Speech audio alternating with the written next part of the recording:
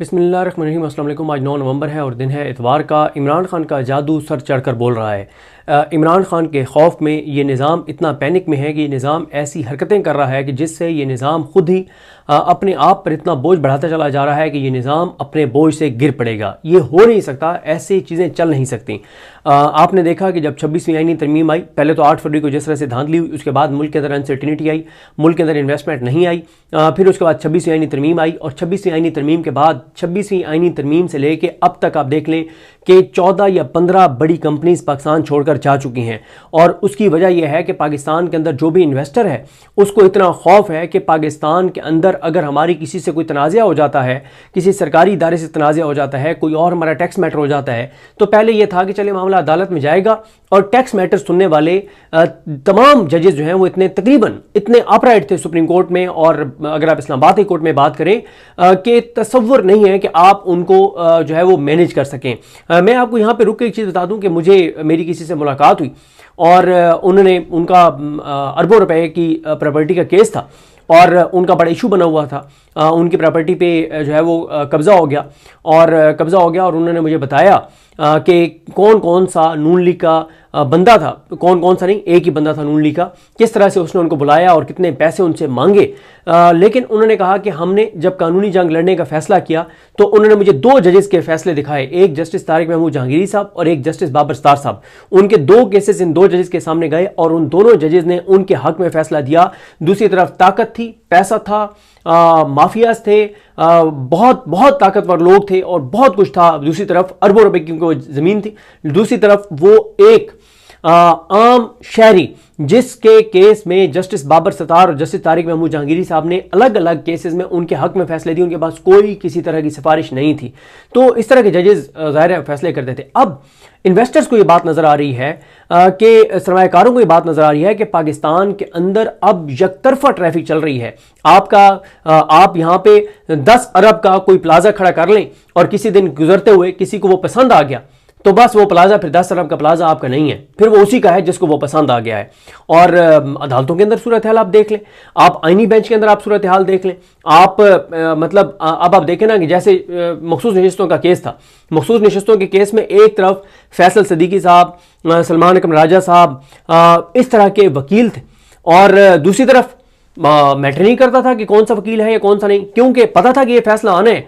तो अब आप मुझे बताएं कि ये बड़े बड़े वकला जो है उनको भी ज़ाहिर ये बात नज़र आ रही है कि भाई जो हुकूमत के साथ अलाइंड नहीं है, जो अपने ज़मीर की आवाज़ पे चलने वाले वकील हैं, जो टाउट नहीं है, जो घटिया मकरू और नीच किरदार नहीं है, जिनको ये पता है कि हमें हुकूमत के और दीगर जगहों के केसेस नहीं मिल जाएंगे, उनको भी अपनी प्रैक्टिस ख़त्म नज़र आती है। क्योंकि उन्हें पता है कि अब अगर एक केस किसी ने जीतना है तो वो हमारे दलाइल से नहीं जीतना, वो यहाँ पे कोई 50,000 वाला वकील भी खड़ा कर दे तो वो केस जीत जाएगा।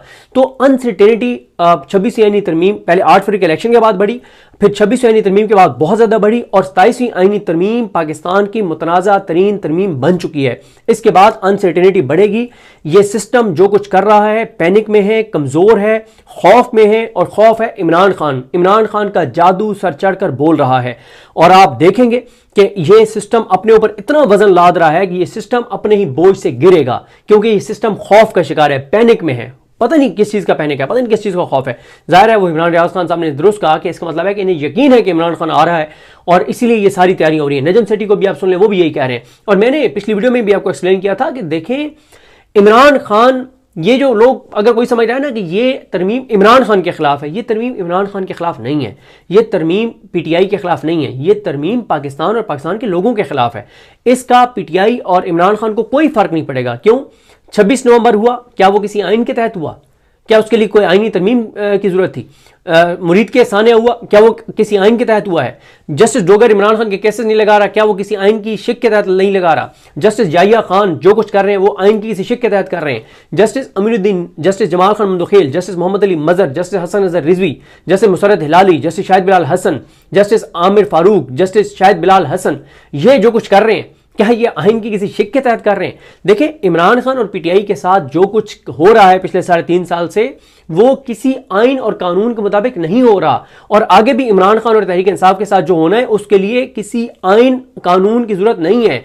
ये आइन और कानून, ये जो आइन में तब्दीली की गई है, इससे सिस्टम ने और चीजों को छेड़ दिया है, इंटरनल एक्सटर्नल इधर उधर इतनी चीजों को छेड़ दिया है कि अब ये खुद अपने बोझ से गिरेंगे। ये नहीं हो सकता कि ना गिरें।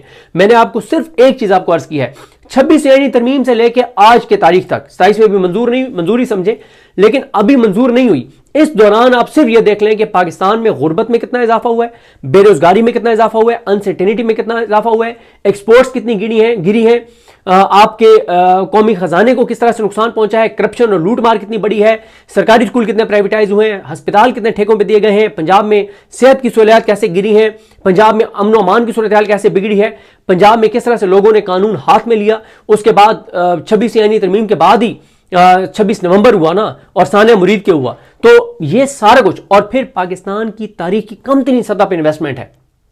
तो मुझे बताएं कि अगर 26 यानी तरमीम के बाद ये सब कुछ हुआ है, तो 27 यानी तरमीम के बाद क्या होगा? असल चीज इकोनॉमी है, असल चीज इकोनॉमी है जो नहीं चल रही, और उसमें बहुत ज्यादा चीजें खराब होंगी, क्योंकि मैंने आपको बताया है कि अब लोगों को और ज्यादा पता चल गया है कि खत्म हो गई अदालतें, खत्म हो गई अदालतें। अब आप मुझे बताएं कि जिस निजाम के अंदर, जिस सिस्टम के अंदर नवाज शरीफ के अपने बेटे इन्वेस्टमेंट ना कर रहे हों, नवाज शरीफ के बेटे हसन नवाज और हुसैन नवाज 1 रुपया इन्वेस्टमेंट ना लाए हों, इस काबीना में बैठे हुए लोगों के खानदान बाहर प्रॉपर्टीज बना रहे हों, ब्यूरोक्रेट्स के हवाले से ख्वाजा आसिफ ने बताया कि कितने ब्यूरोक्रेट्स ने बाहर असासे और जदादें बना ली हैं। आप इस वक्त टॉप हायरार्की में एक चीज देख लें, टॉप हायरार्की जो जिस ओहदे पे बैठा है ना, सिर्फ एक चीज देख लें भाई। अगर मैं एक जगह, मुझे यकीन है कि यार ये जगह, ये घर की छत मजबूत है, तो मैं उस घर में खुद भी रहूंगा, अपनी फैमिली को भी रखूंगा। लेकिन अगर मुझे खौफ हो कि यार ये इस घर की छत खुदा ना खास्ता गिर सकती है, कुछ भी इस घर को हो सकता है, तो मैं तो सबसे पहले तो आपको अपनी फैमिली की फिक्र होती है, बच्चों की फिक्र होती है, आप उन्हें सिक्योर करते हैं। तो इस वक्त सिर्फ एक आप लिस्ट बना लें कि इस वक्त सुप्रीम कोर्ट में आईनी बेंच में बैठे हुए जितने जजेस हैं, इस वक्त जो जिन पोजीशंस पे बैठा है, जो जिस ओहदे पे बैठा है, जो वजीर बैठे हैं, जो एमएनएस इन्फ्लुएंशियल हैं, इनकी एक आप लिस्ट बनाएं और आगे इनके बच्चों का लिखना शुरू करें कि किस किस के बच्चे पाकिस्तान में। आपको 80% लोगों का पता चलेगा कि वो अपने बच्चे पाकिस्तान से बाहर शिफ्ट कर चुके हैं। आप ताकतवर ब्यूरोक्रेट्स की लिस्ट बनाएं, उनके बच्चों की लिस्ट बनाएं, उनमें से आपको पता चलेगा कि 90% अपने बच्चों को पाकिस्तान से बाहर मुंतकिल कर चुके हैं। तो इसका मतलब क्या है? इसका मतलब यह है कि सिस्टम चलाने वालों को भी पता है कि खुदा न खास्ता किसी वक्त कुछ चीज ट्रिगर करेगी और मामला हाथ से निकल जाएंगे। और सबसे ज्यादा वजीरों और ब्यूरोक्रेट्स ने अपने बच्चे बांग्लादेश हसीना वाजिद वाले वाक़े के बाद पाकिस्तान से बाहर मुंतकिल किए, क्योंकि उन्हें पता है कि भाई ये चीजें खुदा ना, जो हम अवाम के साथ कर रहे हैं, जो हम गुर्बत में इजाफा कर रहे हैं, जो लोगों के अंदर नफरत में इजाफा कर रहे हैं, जो लावा पक रहा है, ये किसी वक्त फटेगा। और इस खौफ में इन्होंने अपने बच्चों को बैरून मुल्क शिफ्ट कर दिया है। सवाल यह है कि जो जजेस हैं, जो यहां लोग बैठे हैं, जो हुकूमत के लोग बैठे हैं, जो ब्यूरोक्रेट्स हैं, ये इनकी तनख्वाहें कितनी है और इनके बच्चों के बाहर अखराजात कितने हैं? जो बड़ी बड़ी यूनिवर्सिटीज में, दुनिया की यूनिवर्सिटीज में पढ़ रहे हैं, ये कैसे बाहर चले गए? जिन्होंने नेशनलिटीज बाहर ले लिए, कैसे ले लिए? तो बात यह है कि यह सिस्टम अपने बोझ से गिरेगा, और इमरान खान का खौफ इस सिस्टम से गलतियां करवा रहा है। इमरान खान साहब से हमारी एक मुलाकात हुई, मेरा ख्याल है कि ये वही मुलाकात थी जिसमें इमरान खान साहब के पास हम प्राइम मिनिस्टर ऑफिस में ही मौजूद थे, जब इमरान खान साहब को आके बताया गया कि अदम एतमाद आपके खिलाफ जमा हो गई है। आई थिंक ये उसी मुलाकात में इमरान खान साहब ने कहा था, बाकी दोस्तों को याद होगा जो उस मुलाकात में थे।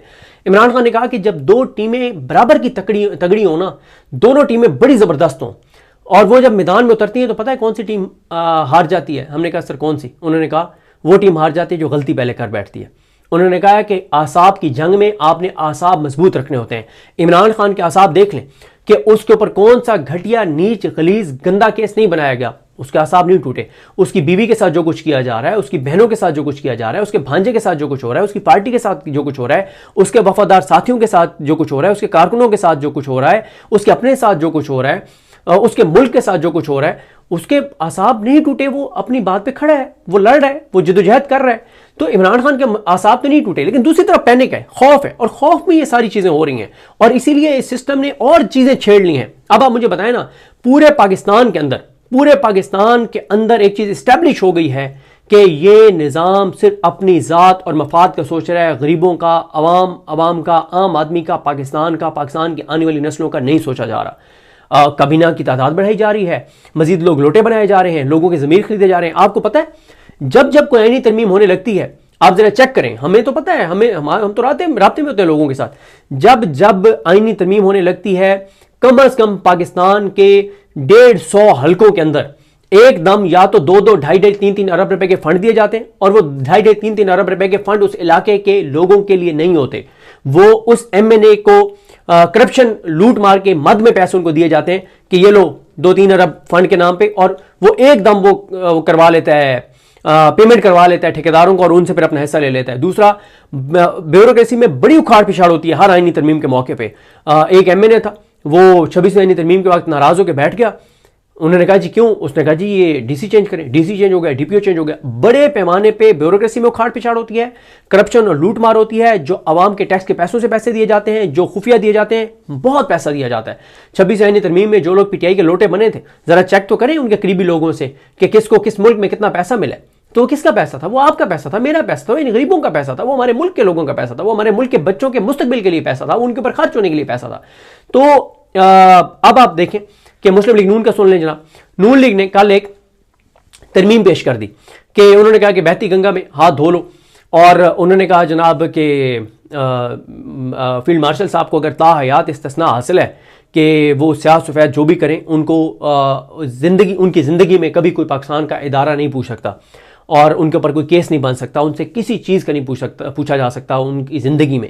तो जरदारी ने कहा कि हो बहती गंगा में हम कैसे हाथ ना धोएं? उन्होंने कहा जी जरदारी, उन्होंने कहा जी क्यों नहीं, अगर भाई एक को मिल सकता है। तो नदीम अफजल चांद साहब ने कहा कि वो तो सुप्रीम कमांडर तो ये है अपना सदर है, तो अगर सदर के नीचे मतलब एक तरह से अगर हायरार्की में देखें तो भाई वज़ीर आज़म के नीचे वज़ीर दिफा के नीचे सेक्रेटरी दिफा के नीचे आर्मी चीफ या फील्ड मार्शल। तो अगर उनको मिल सकता है तायात इस्तिस्ना, तो सदर को क्यों नहीं? उन्होंने कहा जी बिल्कुल, आखो दुआ खैर। हमारे वो सराइकी में हर बात पे कहते हैं, जब को बात तय होती है ना, वो कहते हैं आखो दुआ खैर। उन्होंने कहा आखो जी दुआ खैर, ठीक है जी, डन कर दें, डन हो गया जी। तो फिर नून लीग वालों ने कहा मियाँ साहब वो आपका भी नाम ना डाल दें, वो जरदारी साहब और बाकी सब ले रहे हैं इस तरह। उन्होंने कहा हाँ डाल दो। उन्होंने उनका नाम डाला। उसके बाद जो नून लीग पे रात गुजरी, बड़ी भारी गुजरी है नून लीग पे, क्योंकि हुआ ये कि जैसे ही ये खबर आई ना कि शहबाज शरीफ को भी इस्तिस्ना ताहयात देने का फैसला हो गया और आईनी तरमीम जमा हो गई है उसमें, तो पूरे मुल्क के अंदर नफरत आसमान को जा लगी। पहले ही एक बहुत ज़्यादा ये डिस्कस हो रहा था, और जैसे ये बात है कि शहबाज शरीफ ने भी, तो इतनी नफरत की आग ऐसे फैली पूरे मुल्क के अंदर ना, वो जैसे कहते हैं जंगल में आग की तरह फैल गई। और उसके बाद तो एक कोहराम बरपा हो गया, एक ऐसा नैरेटिव बन गया, बच्चा पाकिस्तान का कहने लग गया कि यार ये आप मुल्क के साथ क्या कर रहे हैं, कोई आपको खुदा का खौफ नहीं है, आप इस मुल्क के रहने वाले नहीं हैं, आपको इस मुल्क का एहसास नहीं है, ये आप क्या कर रहे हैं आप लोग। उसके बाद सारा मलबा पड़ गया नून लीग पे। रिपोर्ट तैयार हुई कि जनाब अच्छा खासा ये स्मूथली चीज़ें जा रही थी, 27वीं आईनी तरमीम हालांकि जा नहीं रही थी, लेकिन जब आप फंस जाते हैं ना तो किसी न किसी पे तो आपने डालना होता है मलबा। तो रिपोर्ट ये तैयार हुई कि जी चीज़ें बिल्कुल स्मूथली जा रही थी, बेहतरीन अंदाज में जा रही थी, लेकिन बेड़ा गर्क कोई नून लीग वालों का, इन्होंने एक तरमीम जमा कराई और उसके बाद तो सर बस जई तई फिर गई, और बड़ा जुल्म किया नून लीग वालों ने हम सब के साथ। उसके बाद बताया जाता है कि जो नून लीग वालों के साथ हुई, जो बताया जा रहा है शहर इक़्तिदार में, लोग कानों को हाथ लगा रहे हैं कि यार कोई अपनों के साथ ऐसा भी करता है जो कल रात नून लीग के साथ हुआ है, और जो कल रात उनके ऊपर गुजरी। बताने वाले कहते हैं कि कहा गया कि वो कहते हैं कि ज़िंदगी में हमारे साथ ये नहीं हुआ जो कल रात हमारे साथ हुआ है, सिर्फ इस बात पे कि आपने तरमीम क्यों जमा कराई। तो उसके बाद फिर आज 16 घंटे बाद शहबाज शरीफ को ट्वीट करना पड़ गया कि जनाब मुझे पता चला है कि तरमीम जमा कराई गई है, बहुत शुक्रिया, लेकिन मैं वो तरमीम वापस करने का हुक्म देता हूँ। ओहो क्या हो गया मियां साहब, आपने पागल और जाहिल समझा हुआ है? ये आपके टाउट्स हैं, लोग पाकिस्तान के लोग, आपके टाउट्स जाहिल होंगे, आपके टाउट्स भी जाहिल नहीं है। आपके जो टाउट्स हैं उनको भी पैसे मिलते हैं, इसलिए वो आपकी वो करते हैं, जो लफ्ज़ मुनासिब आप लोग खुद इस्तेमाल कर लें, ठीक है। मैं आपको कह रहा हूँ, सुनने वालों को, मियां साहब को नहीं कह रहा। तो आप लोग इस्तेमाल कर लें जो इनके टाउट्स जो इनके लिए करते हैं, ठीक है। तो उनको भी पैसे मिलते हैं, बेवकूफ़ वो भी नहीं है, अकल उनका भी है, पता उनको भी है कि वो गलत कर रहे हैं, लेकिन उनको पैसे मिलते हैं इसलिए वो कर रहे हैं। तो बात यह है कि आपको 16 घंटे बाद याद आए। खबर तो 1 मिनट में वायरल हो गई थी, पूरी दुनिया में पाकिस्तानियों तक पहुंच गई थी कि जनाब ये मुकाला भी ये मुंह पे मल रहे हैं, ये कालक भी ये मुंह पे मल रहे हैं। आपको 16 घंटे बाद याद आया? नहीं, 16 घंटे बाद आपको याद नहीं आया। कल रात आप लोगों पे बहुत भारी गुजरी है और फिर आप लोग कश्मकश में रहे कि क्या करें, और फिर आज आपको ये ट्वीट करना पड़ा कि जनाब नहीं मुझे पता चला है और ये वो, और मैं वापस लेता हूँ। और उसकी एक वजह साकिब बशीर साहब ने वो जो किया हुआ है कि खबर लगाई गई कि जी फारूक इनायत साहब ने कहा कि अगर शहबाज शरीफ को इस्तिस्ना देंगे तो इमरान खान जेल से बाहर आ जाएगा, उसके भी केसेस खत्म हो जाएंगे। तो मतलब कि लेकिन नून लीग पे रात बड़ी भारी गुजरी है। अल्लाह ताला दुश्मन के साथ भी वो ना कराए जो रात इनके साथ हुई है। बहुत बहुत बहुत बुरी हुई है, बहुत बुरी रात गुजरी है इन बेचारों की। लेकिन खैर एक और मेरे बात में जहन आ रही है, मेरे जहन में बात आ रही है कि मैं भी कितना बेवकूफ़ हूँ। मैं कह रहा हूँ कि अल्लाह ताला दुश्मन के साथ भी ये ना करवाए, ये तो डिज़र्व यही करते हैं, इनके साथ तो बिल्कुल यही होना चाहिए, इनके साथ तो इससे बदतर होना चाहिए। इनको तो अल्लाह ताला, कल एक दोस्त ने कहा, बड़ी प्यारी बात की, हमारे एक दोस्त बैठे थे, हम रात को कहीं बैठे थे, एक दोस्त ने कहा, उसने कहा अल्लाह को पता है कि हमारी ज़िंदगियाँ कितनी हैं, लेकिन अल्लाह ताला से बस एक दुआ है कि हमें इतनी या तो जल्दी करम फरमा दे या कम से कम हमें इतनी ज़िंदगी दे दे कि 1 1.5 2 साल जब भी ये सिस्टम गिरना है और जो कुछ शरीफ खानदान और जरदारी खानदान और इन लोगों के साथ जो कुछ होना है, कम से कम वो हम अपनी ज़िंदगियों में इनकी अपनी आंखों के साथ देखें। अल्लाह ताला हमें इतनी ज़िंदगियाँ ज़रूर दे दे कि हम अपनी आंखों के साथ देखें कि इनके साथ क्या होता है और पाकिस्तान के लोग इनके साथ क्या करते हैं। और इंशाअल्लाह वो वक्त आएगा, ये हो नहीं सकता, ऐसी चीज़ें चल नहीं सकती। देखें, मैं आपको फरहान मलिक साहब रफ्तार प्लेटफॉर्म इसके हवाले से आप इनको जानते हैं, इनको उठाया भी गया था, बड़े इनको जबर और बरबरीत का सामना भी करना पड़ा। उन्होंने बड़ा अच्छा एक ट्वीट किया। वो कहते हैं कि सेम पेज, 2 अक्सरियत, अदालतें हाथ में, फिर ऊपर से इम्यूनिटी भी। इतना खौफ किस लिए? ज़रा सोचिए, आप भी ज़रा सोचिए कि सेम पेज भी है, 2 अक्सरियत भी है, अदालतें भी हाथ में हैं। जो इन्होंने नहीं लिखा वो भी मैं बता देता हूँ, इलेक्शन कमीशन भी हाथ में, मीडिया भी हाथ में है, माफियाज भी हाथ में है, गुंडे भी हाथ में है, बदमाश भी हाथ में है, कच्चे के डाकू भी हाथ में है, जो खूनी लिबरल्स हैं वो भी हाथ में। मतलब क्या ऐसा है जो हाथ में नहीं है? अमेरिका हाथ में, ट्रंप हाथ में है, मतलब अमेरिका तक आपके हाथ में है, फिर भी इतना खौफ, फिर भी इतना खौफ, फिर भी इतना खौफ। ज़रा सोचिए। तो खैर अब मैंने आपको ये बता दिया कि कल रात इन पे बड़ी भारी गुजरी है। कुछ और लोगों के हैं, ये मतुल्ला जान साहब के ट्वीट पे इख्तिताम करते हैं। बड़ा अच्छा उन्होंने एक ट्वीट किया। उन्होंने कहा कि सेनेट और कौमी असम्बली की मुश्तरका कायमा कमेटी के इजलास के दौरान attorney general barrister Mansoor Usman Awan और पीपल्स पार्टी के रुकने पार्लियामेंट सैयद नवीद कमर अचानक बाहर रवाना हो गए। तो सवाल हुआ कि सदर ममलिकत को ताहयात इस्तिस्ना का फैसला हो गया। अटारनी जनरल ने जवाब दिया कि अभी हम वहाँ तक नहीं पहुँचे। इस पर सवाल हुआ कि वहाँ तक कितने अरसे में पहुँचेंगे, यानी उस शिक तक कब तक पहुँचेंगे। उस पर सैयद नवीद कमर ने कहा कि भाई आज ही तय हो जाएगा, इतना लंबा अरसा नहीं लगेगा। फिर सवाल हुआ कि क्या वज़ीर आला को भी ताहयात इस्तिस्ना दिया जा रहा है, तो अटॉर्नी जनरल ने कहा कि ऐसा नहीं है।